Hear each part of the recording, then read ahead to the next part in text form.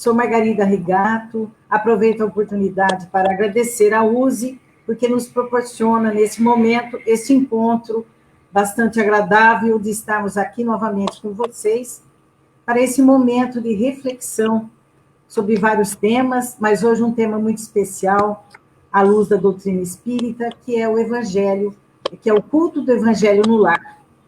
É um prazer muito grande reencontrá-los, e como esse tema é um tema muito rico, eu então pedi reforço aos nossos amigos que estão aqui presentes, que vocês conhecem, a Juliana Tange, a Margarete, o Luiz Góes e a Verinha Góes, que estão lá nos Estados Unidos e que nos deram o prazer da presença deles. Sejam muito bem-vindos, meus amigos, e que nós, então, estamos aqui reunidos, um grupo que tem uma amizade bastante profunda e que é muito prazeroso estar aqui conversando com vocês.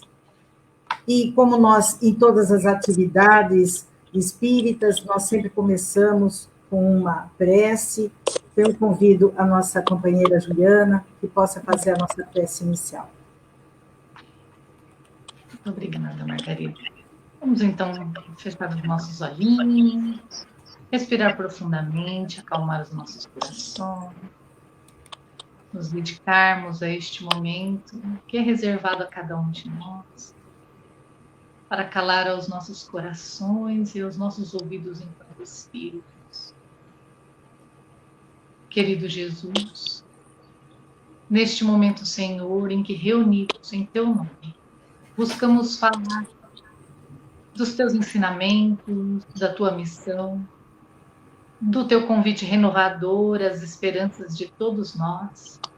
Pedimos, querido Mestre, que nos intua, que nos ampare, para que todas as nossas palavras possam ser dirigidas segundo a Tua vontade, segundo os planos crísticos. Pedimos aos bons espíritos que nos sustentem e a Deus, nosso Pai, a bênção para iniciar os trabalhos de hoje. Antes de começarmos a ouvir os nossos companheiros, eu gostaria de trazer aqui e explicar o que nos inspirou para dar o título à nossa live. O título da nossa live é o culto do Evangelho, o Evangelho no lar, os benefícios do Evangelho no lar e as suas consequências, né, se estendendo à sociedade onde nós estamos inseridos. Então, eu quero trazer aqui a fala de Emmanuel, do Espírito Emmanuel, através da psicografia de Francisco Cândido Xavier, onde ele se refere à importância do culto do Evangelho no lar e os seus reflexos na sociedade onde nós estamos inseridos como homens, né, como indivíduos. Então, Emmanuel diz assim: o culto do Evangelho no lar aperfeiçoa o homem no sentido de humanidade. O homem aperfeiçoado, ele ilumina a família. A família iluminada, ela melhora a comunidade. A comunidade melhorada eleva a nação. Do Evangelho do lar, no lar, depende o aprimoramento do homem. E encerrando, Emmanuel diz assim: do homem edificado em Jesus Cristo depende a melhoria e a redenção do mundo. Então, meus amigos, vejam que importante que é esse tema que nós vamos tratar aqui hoje. Entendemos não só a prática do Evangelho, a prática do culto do Evangelho no lar, mas conseguimos identificar todos os benefícios que ele traz para nós como indivíduos, dentro do nosso lar e também para a sociedade, porque nós saímos do nosso lar e vamos conviver. Então, nós sabemos também que nós não pretendemos aqui esgotar o assunto, que é um assunto bastante rico, bastante vasto, e que existe toda uma nomenclatura espírita que nos ensina como fazer, quais são as etapas, não como uma cerimônia, mas para trazer uma certa disciplina, para trazer uma certa ordem, indicações de livros. Então, o objetivo da nossa live de hoje é trazer a experiência de cada um desses nossos amigos que frequentam determinadas casas espíritas, que trazem realidades diferentes, e que nessas experiências vão nos mostrar, vão pontuar os benefícios do Evangelho no lar, para cada pessoa, dentro da sua realidade. Então, vamos trazer aqui, ouvir cada um dos nossos amigos, fiquem à vontade, falem um pouquinho sobre vocês, a casa que vocês trabalham, como o culto do Evangelho do Lar é visto e trabalhado em cada uma delas. Quem gostaria de começar? Posso começar, Margarida, se Por você gentileza. quer. Boa noite a todos. Muita alegria estar aqui com amigos tão queridos, a Ju, a Vera, o Luiz, a Margarida, amigos queridos, e todos vocês que estão nos assistindo aqui nesta noite. Eu sou do Grêmio Espírita Taídes, eu sou diretora dessa casa, e o convite da Margarida, quando me foi feito, para que a gente pudesse trazer a nossa experiência através do Evangelho no Lar, né? E as consequências que isso influi nas pessoas que são atendidas na casa. E eu vou trazer experiências não só do Grêmio Espírita Taídes, porque eu trabalhei em mais 2 outras casas juntamente com o Grêmio Espírita Taídes. Então, eu trabalhei na Associação Espírita Maria de Nazaré e também no Ivanzinho.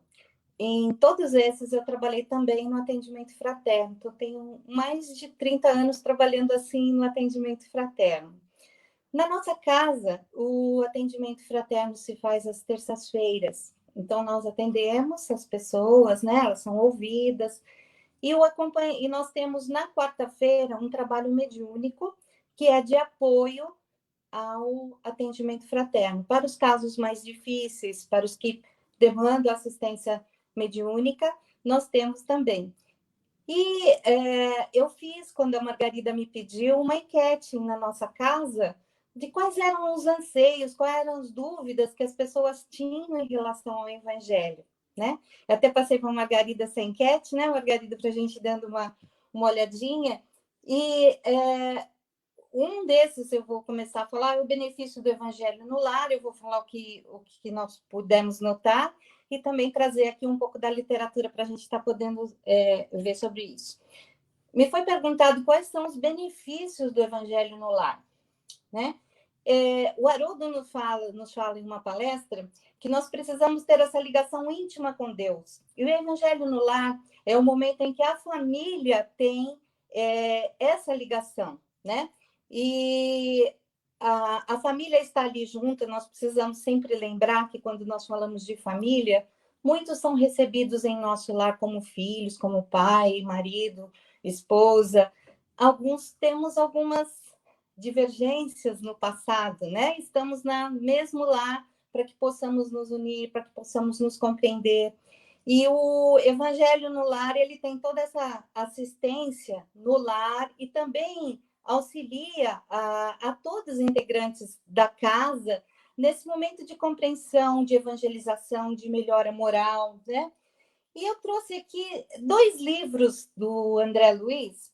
No capítulo 34 e 35 do livro Os Mensageiros, a gente tem a história do casal Isidoro e da Isabel, conhecido por todos, né? O Isidoro já tinha desencarnado e a Isabel era viúva, e ela tinha os filhos, o adolescente e os que eram menores também. Ela tinha a Joaninha, de 16 anos, o Joãozinho, de 12 anos, a Nelly, de 9 anos, a Marieta, de 7, e a Noemi, de 5 anos. O Joãozinho não aceitava muito ter que participar do Evangelho no lar. Depois a gente vai falar essa parte, quem vai falar mais depois é a Ju, que vai falar da sua experiência na infância e a juventude, né? Mas ele não aceitava. As outras, elas eram, inclusive, provenientes do nosso lar e elas auxiliavam a mãe nesse intuito. Mas a mãe, sempre perseverante, sempre continuou, quando o marido era vivo e mesmo depois.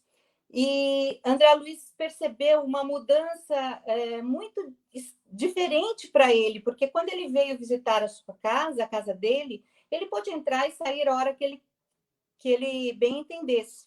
E nesse lar da Isabel e do Isidoro, tinha um guardião na porta, somente com a autorização deles, eles puderam entrar. Então, ele falou assim, ele estranhou isso, né? E aí o mentor estava explicando que ali se forma pela perseverança, pela assiduidade, por todo o trabalho que o casal fez e depois a continuidade com a Isabel, ali se constituía num pronto-socorro do nosso lar, como se fosse um anexo ali para auxiliar os irmãos necessitados, tudo. E a casa tinha toda essa proteção energética, né? Aí nós pegamos, então a gente fala assim, quais os benefícios do Evangelho do Lar? Não só para a nossa casa, né? Para os membros da casa também, e para, conforme o tempo, até a vizinhança também recebe essa proteção, né? No Obreiros de Vida Eterna, existem dois casos. Um é o do capítulo 14, o Dimas. Ele estava para desencarnar, então estavam os amigos espirituais lá procedendo ao desligamento. E o Dimas, ele tinha os seus méritos pessoais que, inclusive, deram para que ele pudesse ter esse auxílio no desencarne. No entanto, ele não cultivava na casa o evangelho no lar. Ele não tinha conseguido passar para os seus familiares esse hábito da oração em família. Então, ele estava sendo velado na casa e uma das pessoas, como sempre tem às vezes em velório, começou com uma conversação pueril, falando de um assassinato que o Dimas teria presenciado, mas que ele não tinha denunciado a pessoa, tal. E essa pessoa que eles mencionam, ele tinha desencarnado e estava com um estado lastimável no plano espiritual. E aí, é o que eles contam aqui, André Luiz conta, diz que foi como se fosse uma invocação direta. E esse espírito foi lá querer tirar satisfação.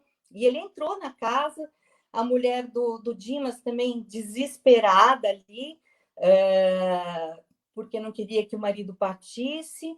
E eles falam para a gente que, pelo fato, ele tinha assistência, mas como não tinha essa assistência no lar, o ambiente doméstico não tinha essa proteção, estava tendo essa influenciação, então estava tendo acesso. Então esse espírito veio, começou a querer tirar satisfação e houve tudo, e atrapalhou muito o trabalho da espiritualidade. E eles contam ainda no Obreiros da Vida Eterna, no capítulo 16, sobre o Fábio. O Fábio teve uma encarnação com um corpo franzino, doente, mas a vida toda ele trabalhou com a família, o evangelho no lar, fazia essas orações, e ele também estava para desencarnar. E ele chama a família, e eles já estavam ali apostos, a esposa e os filhos, fazendo a oração, o evangelho no lar, naquele momento em que a espiritualidade estava preparando o desligamento dele. E aí eles falam das condições que foi dada à espiritualidade naquele ambiente todo propício, todo preparado, né? Então, são vários os benefícios que a gente tem no Evangelho no Lar. Teria aqui uma série de coisas para colocar do que foi pedido na enquete, mas essa é uma das que a gente gostaria de pontuar. Trazendo a nossa experiência, muitos casos que nós atendemos no atendimento fraterno, já não só nessa casa como nas outras, a gente estava tendo muito desentendimento familiar, muitas brigas, casais até pensando em se separar, briga entre filhos, e além do tratamento que foi feito também foi falado para a prática do evangelho no lar. Uma das pessoas era uma pessoa católica, e ela relutava, veio pedir auxílio, mas relutava tinha ainda o medo da doutrina, por não conhecer, e eu passei para ela a prática do evangelho no lar com a Bíblia, para que ela fizesse com a Bíblia. E as mesmas orientações, tudo, só que para que ela pudesse ter essa condição mais acessível, para que ela pudesse. E a melhora que foi tendo no trabalho mediúnico que nós fomos vendo foi fantástica. Ela começou a fazer não só uma vez por semana, mas todos os dias, porque ela começou a notar a melhora. E interessante a comunicação do espírito no trabalho mediúnico, foi dado por um médium que nem sabia o que estava acontecendo naquele tratamento, o espírito reclamando, puxa, ali ninguém rezava, agora todo dia estão rezando, a culpa é de vocês, e ele muito bravo, né? Então, uma experiência interessante, não só esse, como muitos outros casos que a gente foi vendo, a melhora da família e a melhora da problemática que eles nos apresentavam. Eu já passei do meu tempo, Margarida, pode passar a parte para outra.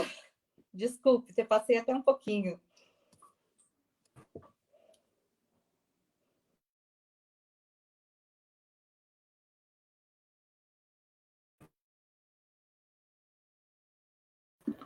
Seu microfone está fechado.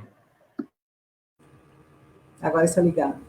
É interessante a experiência, porque nós temos que concretizar mesmo, né? E quando você traz os resultados, né?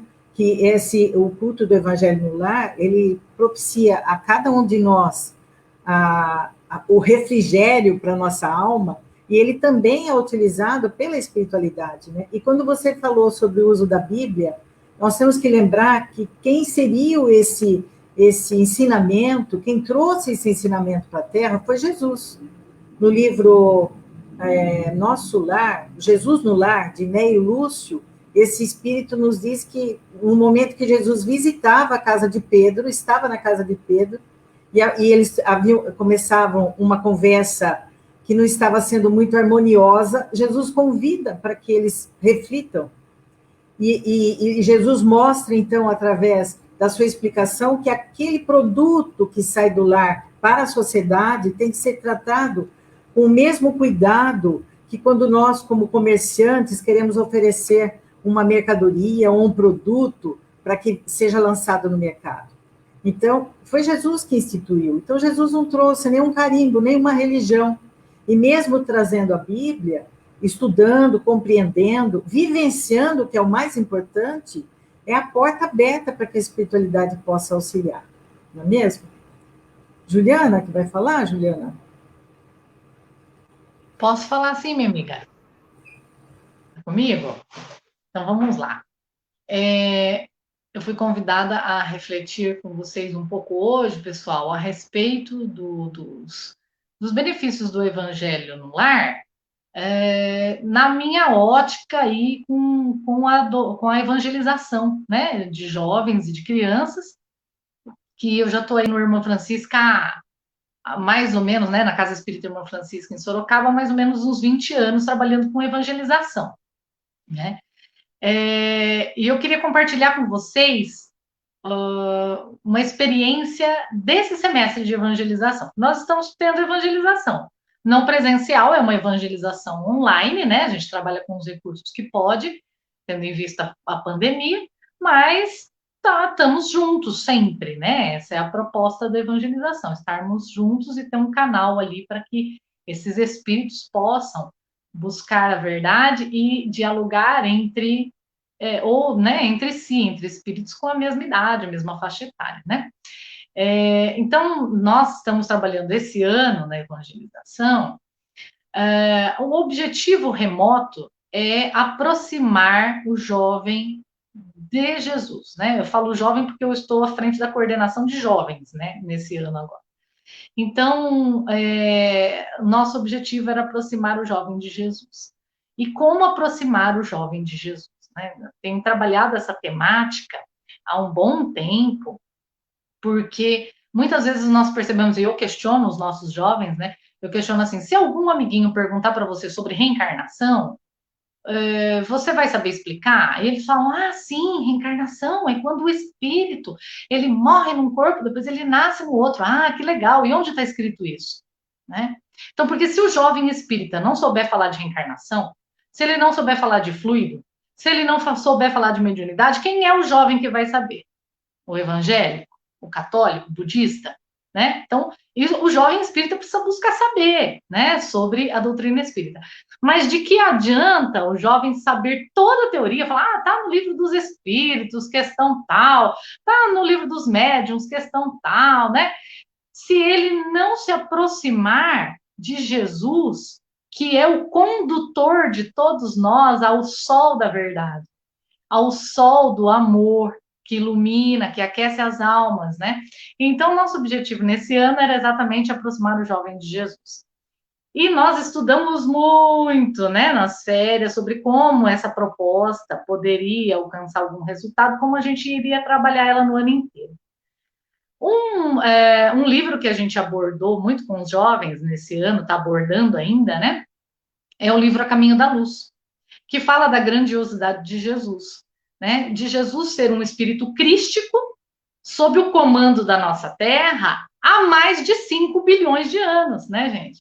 Por quê? Porque no livro A Caminho da Luz, Emmanuel nos relata que dizem as tradições do mundo espiritual, que reuniram-se 2 vezes até hoje Jesus e uma pleiade de espíritos crísticos para definirem as diretrizes do nosso planeta. Uma das vezes foi exatamente na formação, onde Jesus e essa pleiade de espíritos destacou da massa informe solar aquela matéria que moldaria o nosso planeta, e a partir, então, dessa pleiade de espíritos, eles formularam todos os caracteres biológicos, geográficos, né? Tudo que existe no nosso planetinha lindo, né? Então, assim, quando nós trabalhamos com o nosso jovem para tentar mostrar o tamanho desse espírito que nós estamos falando, que Jesus não é um simples filósofo, não é um simples espírito, é um espírito mais evoluído, não, ele é um espírito crístico encarregado da evolução do nosso planeta. Nós fizemos uma proposta de vivência para os jovens, que pedimos para eles pegarem, bem clichê, né? Pegar um copinho plástico, um algodãozinho com água e uma sementinha, lá um feijãozinho. Vamos plantar o feijãozinho, né? Não tem uma criança e um jovem que não tenha plantado um feijãozinho na vida. E aí, então, eles plantaram feijãozinho no sábado, todos felizes, maravilha. Aí nós falamos, olha, então cultive esse feijãozinho, cuide dele, né? Vamos observar, bote água, não deixe ficar seco. No próximo sábado, nós vamos ver como é que vai estar esse feijãozinho.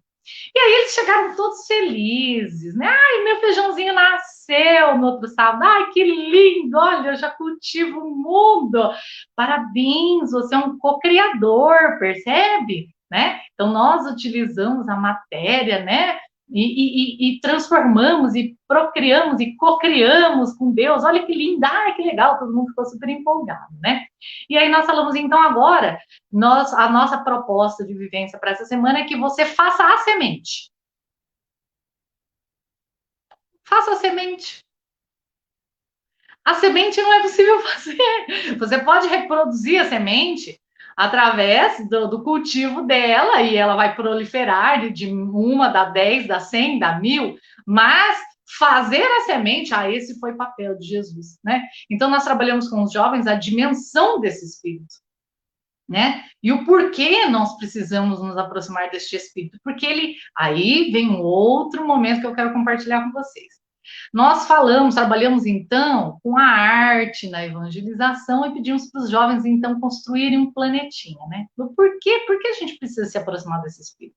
Falamos para o jovem, vamos construir um planetinha? Então, Jesus não criou, né? Não construiu aqui todos esses caracteres, né? Não edificou com esses espíritos luminares, né? Seguindo o comando de Deus. Então, vamos lá, vamos criar um planetinha? Vamos. Aí, usando os recursos da arte, os jovens começaram a construir esse planetinha.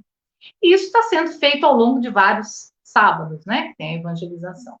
E num dos momentos, refletindo sobre esses planetinhas, né? Aí a gente começou a perguntar para os jovens, né? E aí, como vai ser o seu planeta, né?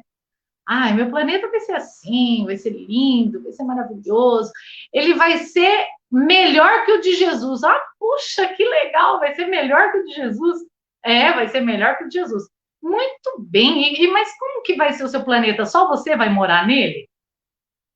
Não, meu planeta vai ter várias pessoas. Bom, então se vai ter várias pessoas, como que você vai manter a harmonia nesse planetinha?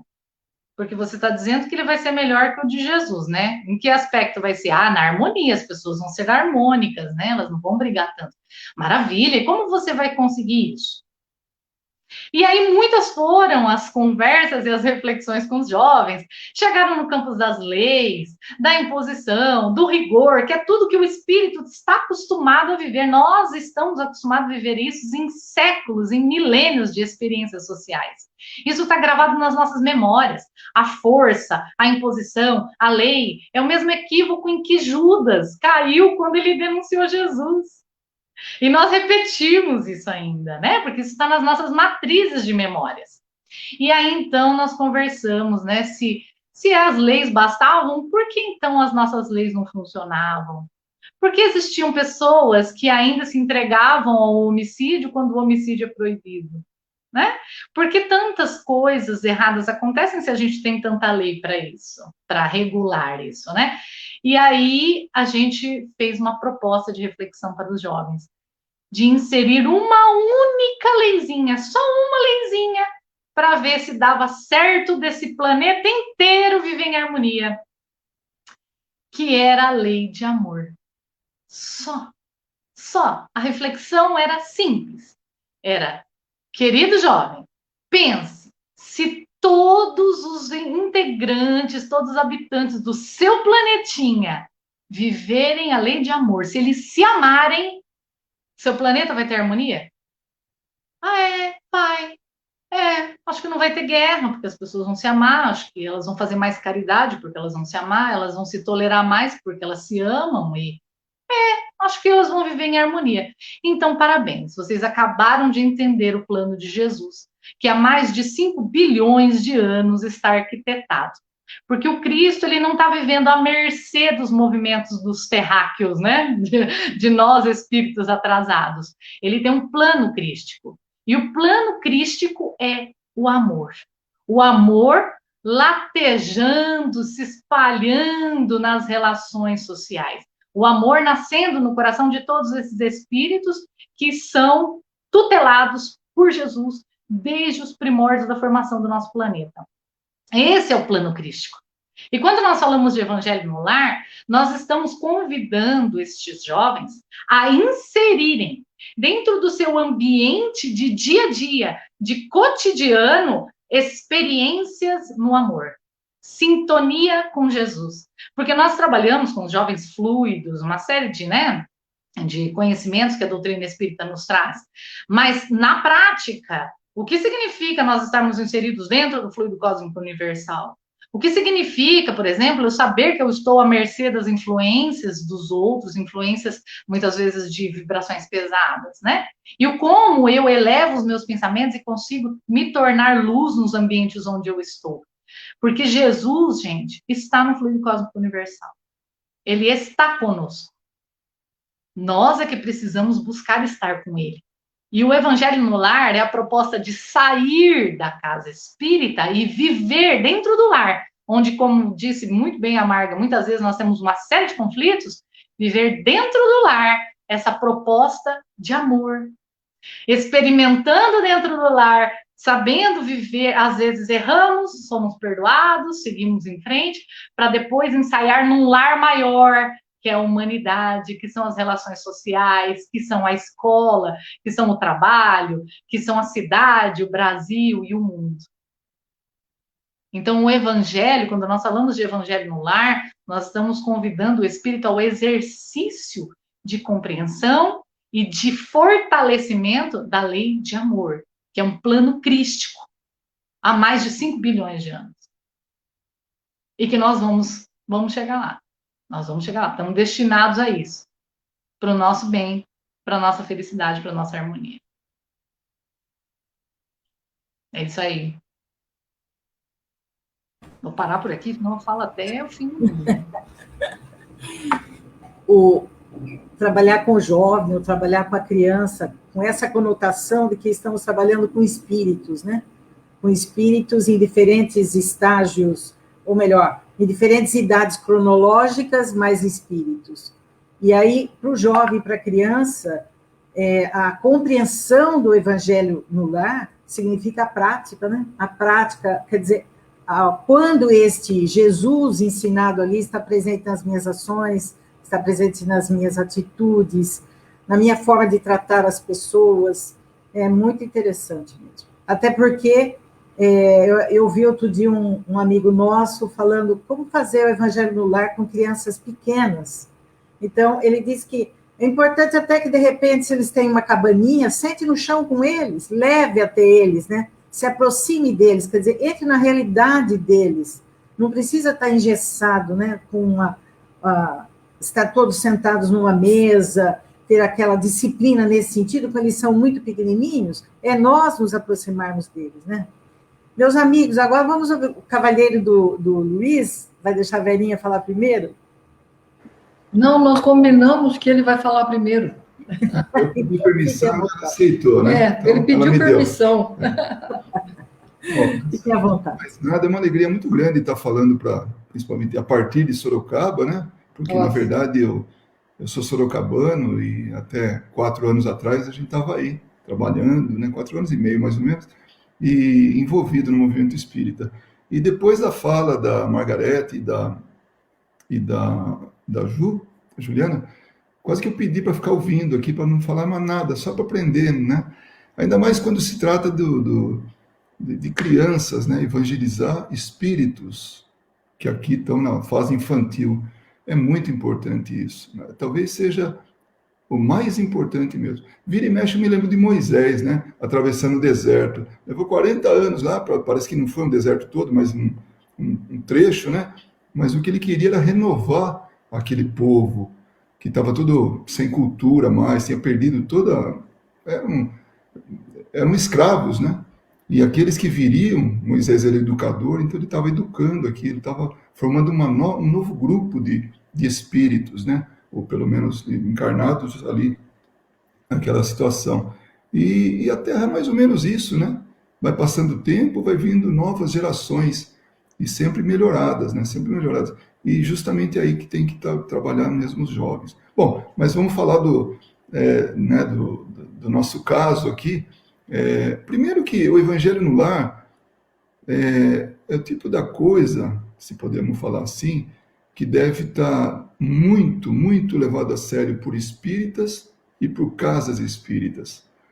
Porque, do nosso ponto de vista, a casa espírita nada mais é que um lar que congrega um grupo familiar que está ali, né, se conhecendo, se frequentando, aprendendo, contribuindo, cada um da sua maneira, enfim. E a experiência nossa aqui, somos 2 casas espíritas aqui em Las Vegas, muito pequenas ainda. Por quê? Porque, normalmente, ou pelo menos a grande maioria, do pequeno grupo que se forma é de brasileiros. Então dá a impressão que a gente veio assim meio que... É meio forte isso, não vamos nem levar muito a sério, né? Mas como missionários, né? Como as igrejas mandam os missionários para outros países, tal, para divulgar, né? Então a gente está aqui, não foi assim algo pensado, nada, de repente a gente se viu aqui por uma necessidade familiar, e aí a gente começou a participar, na verdade, na formação, desde a formação de 2 grupos espíritas. Primeiro um e depois passamos a frequentar o outro também, e a união é tão grande, a colaboração, que só é assim, são 2 casas, 2 grupos, com nomes diferentes, mas com o mesmo sentimento de união. Então, no nosso caso, aliás, nos 2 casos, como que começou o grupo espírita? Com o Evangelho no Lar. Então, o primeiro movimento de juntar algumas pessoas era de estudar o Evangelho, segundo o Espiritismo, em determinado dia da semana, na casa de alguém, né? Ficou eleito a casa, né? Foi eleita a casa de um, deu a casa de outro, e assim foi. Durante um tempo, até que o momento já não dava para comportar mais o grupo que era crescente. Ninguém tem uma casa enorme que possa também ter um recinto, né? Como a casa lá de Chico Xavier, que, aliás, foi tão interessante, quando ele e o irmão, né, José Xavier, faziam o Evangelho sozinhos, porque o restante da família não agregava, não ia junto, né? Não acompanhava. Que nem o Joãozinho lá do livro, né? Os Mensageiros, né? Então, eles não iam, e aí, de repente, José Xavier desencarna e fica Chico sozinho. Aí Emmanuel fala, você vai para aquela outra sala lá para fazer o seu evangelho, e sozinho. Né? E ele foi lá e fazia sozinho. Durante muito tempo, ele fez sozinho. Falava para quem? Para os espíritos. Né? Ele foi alertado que ele estava falando para espíritos, até visualmente, e continuou. E aí, a semente vingou. O feijãozinho, que a Juliana usou como exemplo lá, era a semente, o evangelho ali. E aquilo foi germinando e foi crescendo e virou uma casa espírita. Num quarto contíguo, né, numa habitação ali do lado, e aí virou lá em Pedro Leopoldo, aquela primeira casa. Então começa assim com o evangelho. E aí a gente percebe que ele está entranhado, porque é parte, é a raiz da casa espírita. Seja nas mãos de Chico Xavier, com auxílio de Emmanuel, seja na mão de qualquer pessoa que tenha a iniciativa de começar um grupo espírita. Então, a importância do evangelho está nos dois, tanto para o espírita, no seu lar, como na casa espírita. E a gente também vê os exemplos, né? Puxa vida, falamos aqui, né? A Margarete falou muito bem, né? Aqui o Evangelho Lunar, aqui na Terra, mostrou a luminosidade, mostrou tudo aquilo. A Margarida falou a respeito dessa luz que vai se ampliando, né? Como Bezerra de Menezes falou, aquilo vai invadindo, né? O espaço onde está aquele lar e vai contagiando positivamente.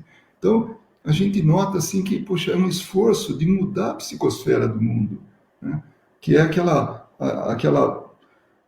atmosfera fluídica que nós ainda nos encontramos muito pesadas, dados os pensamentos, as conversas, que foi até citado aqui, o tipo de coisa que vai promovendo esse tipo de atmosfera. E aí a gente percebe isso, que vai cada vez mais aumentando. Bom, antes disso, no plano espiritual, esse livro que a Margarete falou é de 1944, né? Em 43, o Nosso Lar, ele fala de uma reunião que ele não chama de evangelho no lar, mas é um culto familiar. E esse culto familiar, ele recebe, lá no plano espiritual, lá em Nosso Lar, né? A gente fala lá, mas é tudo por aqui mesmo, mas só para diferenciar, né? E recebe a visita do esposo da Dona Laura, né? Então, olha que coisa maravilhosa. Então, do mesmo jeito que ele, o esposo, por que recebe ele? Porque estava encarnado. Ele era um jovem que estava ali, então ele foi para lá para renovar os votos, né? E também, ele vai, de certa forma, aí, quem conhece os detalhes, quem não conhece, vá lá no Nosso Lar, vai ver o Ministério da Comunicação, o departamento voltado para isso, né, de Nosso Lar, para envolver ele, para que não tenha nenhum tipo de prejuízo, nem para ele, nem ali para aquele local, mas ele estava ali presente, se comunicando com a família. Então, se daqui para lá funciona, de lá para cá funciona também. Então, no nosso Evangelho no Lar, quantos espíritos amigos, quantos espíritos familiares a nós não estão ali?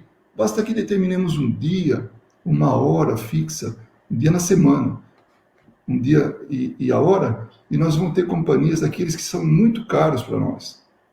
Então, são oportunidades assim, sem preço, realmente. E aí vai também, né, o André Luiz e relata isso, né? Que para ele foi uma surpresa ver tudo aquilo. Aí a gente remonta mais, né? Vai mais longe ainda, vai lá na época de Jesus, depois que ele beneficia, que ele cura a sogra de Pedro, né? Ele convida depois para que seja feita uma reunião, no caso dele, diária, todo dia, fazer a prece, o louvor a tudo que era recebido. Então aquilo passou. Podemos dizer que aí estava nascendo o Evangelho no Lar, né? Então, na nossa opinião, assim, o Evangelho no Lar é a raiz, seja do ponto de vista familiar, seja do ponto de vista do grupo espírita, para que atinja aquilo que aquilo que a Margarida falou no começo, né? É do homem para a humanidade. Então é o homem melhorado, passa para a família passa para a comunidade, e vai para o país, e vai. De repente nós temos esse incêndio positivo, né? Essa pandemia positiva, né? E vai se alastrando, e aí nós vamos ter realmente um mundo melhor. Então eu vou aproveitar agora, né, um pouquinho também e vou falar. Foram tão ricas as palavras de vocês que realmente eu já tinha isso em mente em falar para vocês. Acho que a gente ficaria aqui ouvindo, né? Mas vamos juntar todas os nossos pensamentos, os nossos estudos, que no fim dá uma coisa, né, mais intensa, mais bonita. Eu queria contar para vocês uma coisa, que quando nós estávamos estudando, né, sobre o que vamos falar, né, e buscamos vários livros, né, aqui a nossa mesa ficou cheia de livros, computador ligado em palestras sobre o Evangelho, porque a gente pesquisa, né? Então é muito bom quando a gente é convidado, porque a gente estuda, viu, gente? É isso, né? Convidado a falar, seja onde for, a gente estuda, né? Mas aí eu estava estudando e vi quantos livros tem, sabe? Que falam sobre o Evangelho, né? E especificamente alguns vão falar sobre o Evangelho no lar. E me veio um pensamento tão bonito, sabe, gente, que eu queria compartilhar com vocês. Primeiro, quem quiser saber sobre o Evangelho, busca, porque vale a pena. Nossa, gente, esse conhecimento do que o Evangelho nos traz, como ele nos enriquece, como nós vamos passar a entender melhor Jesus e entender melhor o nosso Pai. É fantástico esse conhecimento. Então, existem muitas obras. Mas tem uma coisa que eu queria falar para vocês, que é bem sobre o Evangelho no lar, que eu aprendi em todo esse tempo em que a gente aprendeu a fazer o Evangelho no lar, né? E quando a gente não faz, eu sinto uma falta muito grande, pelo que eu aprendi. Então, eu vou falar para vocês um pouquinho sobre o que nós sentimos quando nós fazemos o Evangelho no lar. Sabe? Nós sabemos dos benefícios, nós sabemos como ele aproxima a gente de Jesus, né? Aproxima o jovem de Jesus, né? Como ele aperfeiçoa a nossa moral, que esse é o objetivo nosso, né? Crescer moralmente, né? Nós sabemos que o Evangelho ele é um condutor de caminho, né? E várias coisas, né? Mas no Evangelho no lar, nós vamos realmente experimentar o amor, né? Nós vamos exercitar a compreensão, como falou a Juliana, né? E falou muito bem. Esse sentimento de exercício que a gente faz no Evangelho no lar, essa experiência de amor que o Evangelho do lar nos traz, ele nos enche de uma felicidade tão plena que nós não encontramos em lugar nenhum, que a gente almeja tanto a felicidade, a gente busca tanto a felicidade, e a gente busca, na verdade, o que o mundo nos dá, na verdade, são prazeres tão momentâneos, né? Mas o Evangelho no lar, ele nos traz uma felicidade real. E ele é curto, né? A gente não passa de meia hora, 40 minutos, às vezes menos, né? Mas nós sentimos uma coisa tão grandiosa dentro de nós, porque neste momento nós estamos em ligação com Jesus. E foi ele que nos disse, quando estáis fatigados, quando estáis doentes, busque a mim, né? Eu sou o caminho, eu posso aliviar as suas dores, né? E no Evangelho no lar, nós estamos buscando Jesus, nada mais do que isso, né? Harmonizar a família, porque é isso que ele nos ensina. Então, essa sensação que essa horinha do Evangelho no lar nos traz é a felicidade que nós almejamos todos os dias de nossa vida. Façam essa experiência. sintam o que o Evangelho no Lar faz com a família. Inclusive, uma coisa que eu notei muito, sabe, gente, é que no Evangelho no Lar, nós compreendemos o filho, nós compreendemos o marido compreende a mulher. Não tem essa... Ele falou alguma coisa e parece que a gente, né, muda totalmente ali, que a gente... Você tem certeza que é isso? A gente fala desse jeito, né? Vamos pensar novamente. Se fosse fora do Evangelho, sabe, a gente já estaria assim, né? O sentimento seria outro. Não é verdade? Né? Então, realmente, no Evangelho no Lar, nós experimentamos sentimentos novos em nós. E o mais importante é que a gente lute para manter esses novos sentimentos em nós. Por que nós sentimos esses... por que nós vivenciamos esses sentimentos novos? Por quê? Porque nós estamos reunidos em nome de Jesus e ele nos disse que estaria conosco quando nós estivéssemos reunidos em nome dele. Aí, nós vamos sentir um ambiente tão gostoso, tão harmonioso, que é isso que Jesus traz para nós. Então, todas as vezes que nós pudermos buscar Jesus, nós devemos sim, para a gente poder sentir essa emoção, essa felicidade que nós almejamos tanto. E a gente gosta, a gente passa a fazer o Evangelho de tal forma que a gente espera a próxima semana, porque ela nos enriquece de tal forma que nós queremos sempre estar sentindo aquela emoção. A emoção de ter Jesus conosco, a emoção de ter os amigos espirituais conosco, os familiares queridos, como foi dito aqui, né? Então, gente, se nós queremos realmente sentir um pouquinho o que é ser feliz, iniciemos pelo Evangelho no Lar. Porque aí nós vamos, com a ajuda de Jesus, né, através dos amigos, os benfeitores, eles vão nos ajudando a experimentar o amor, experimentar a compreensão, experimentar o entendimento da vida, e mais principalmente do caminho que nós devemos seguir. Porque é no Evangelho que nós encontramos as regras para o bom caminhar. Não é mesmo? Né? Então, eu acho que, na verdade, o que eu tinha para falar para vocês era isso. Porque vocês falaram tão lindamente sobre o Evangelho, vocês descreveram tão bonito o trabalho de vocês na Casa Espírita, né? O esforço de levar o Evangelho no Lar para a nossa casa, né? Vocês falaram muito lindamente, e isso isso é corretíssimo, isso é muito bom, sabe? Foi muito bom ouvir vocês. Mas eu coloco assim, no que o Evangelho no Lar faz para cada um de nós, né?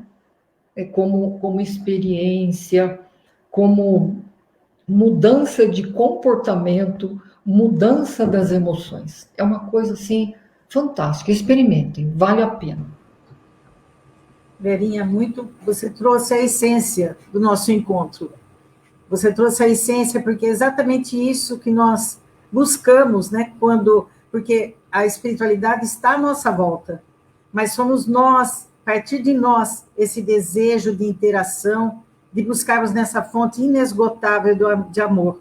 Então, nós vamos já encaminhando para o finalmente do programa, e eu vou pedir a você, Verinha, que já está tão envolvida emocionalmente, que faça a nossa prece, e logo depois, cada um de vocês pode fazer a sua fala final, despedindo-se já do nosso público aqui. Por gentileza. Muito obrigada por esta oportunidade, né?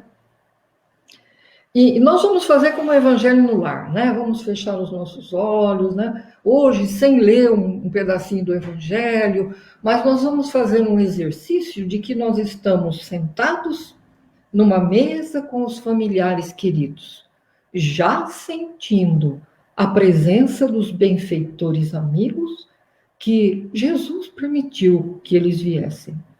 Sentir a presença dos familiares queridos que vêm neste momento conosco, compartilhar a emoção de estudar, de compreender, de experimentar o caminho novo que o Evangelho nos traz. Assim, nós nos sentimos acalentados pelo Mestre Jesus. E todos nós podemos, neste momento, sentir a emoção do que é estar com Ele, um pouquinho que seja, como nós fazemos no Evangelho no Lar. Oh, Mestre querido, que um dia, oxalá, nós possamos sentir essa emoção dentro de nós, como se fossem muito felizes, como se fôssemos realmente muito felizes durante todos os dias e minutos de nossas vidas.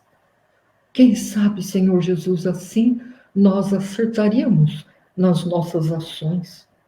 Quem sabe, Senhor Jesus, nós acertaríamos nas nossas vibrações de amor para com o outro. Hoje, Mestre querido, nós escolhemos as pessoas para quem vamos vibrar amorosamente. Nós ainda não sabemos vibrar amorosamente por todos. Oxalá, Senhor Jesus, que o nosso coração se abra numa prece sincera todos os dias, contigo, Mestre, para sentir-te e sentir a paz que o Senhor nos traz, para continuarmos essa caminhada, que neste momento, Mestre querido, está um pouco difícil. Que através da sua presença pertinho de nós consigamos, Senhor Jesus, ultrapassar as dificuldades, o medo, as angústias e procurar entender melhor esses momentos difíceis e ajudar, Senhor, não somente os nossos a quem tanto amamos, mas toda a humanidade, os nossos irmãos, que possamos aceitar todos os que sofrem, todos os que estão angustiados, sofrendo, Mestre querido, como nossos verdadeiros irmãos. E pedimos por todos eles nesse momento em que o nosso coração se abre, no mais puro amor que o Senhor está nos auxiliando a sentir. Queremos agradecer-te, Mestre, por sermos privilegiados de te conhecer. Que assim seja.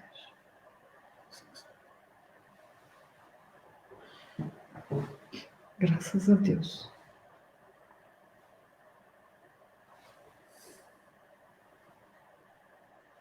O microfone está desligado, Margarida.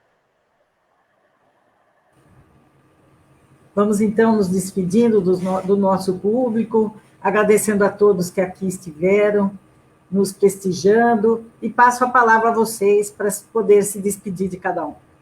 Por gentileza. Acho que tem uma pergunta, será que é possível ainda? A pergunta acho que é para a Juliana, hein? Eu vi. Tem uma pergunta, né? Qual a idade média dos jovens? Hernani, então, assim, né?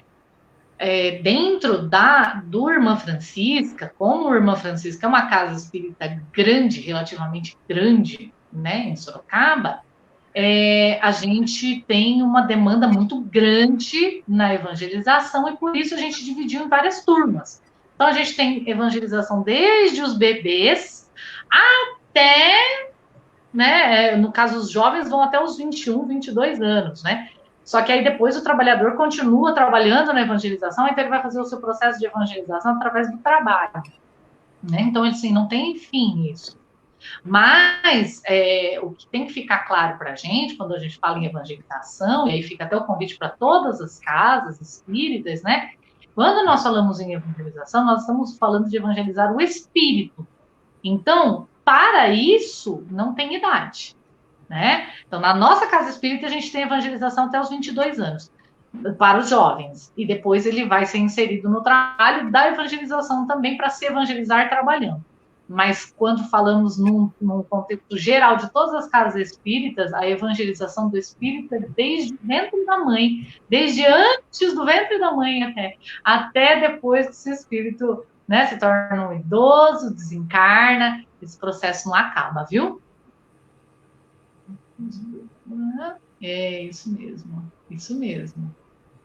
É legal os comentários, né? Ana, Nani, agradeço aí.